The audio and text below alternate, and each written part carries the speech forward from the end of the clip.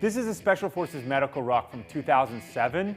It became the driving influence for what would become Gr2.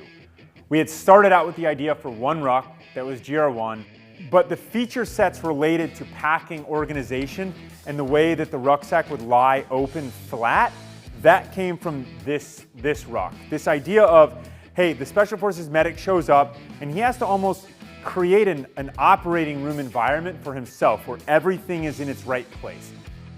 And so it's got to open flat to do that. So we took that feature from this Special Forces medical pack to where that became Gr1 and Gr2. Gr1 was the assault pack. We took Gr2 then and patterned it off of this Special Forces medical ruck right here. Back in 2010, Gr2 became the first ruck that we'd ever built that some of my Special Forces brothers took with them to war.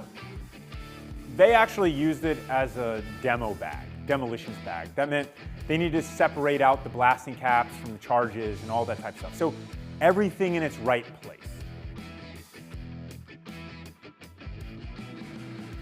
From a liter count perspective, the original ruck that I was issued, that I traveled to Iraq with, was about this size, was about the 40-liter Gr2. What I found is that when I came back home and wanted to use it on civilian airlines for civilian use, that it worked really well as just one rucksack. I could put all my stuff in it, change of clothes, some boots, my computer, that kind of stuff.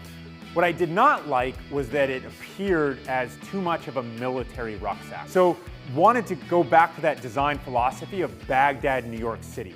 The New York City part means that if you travel with Gr2, you don't look like you're carrying a military ruck. There's not Velcro everywhere.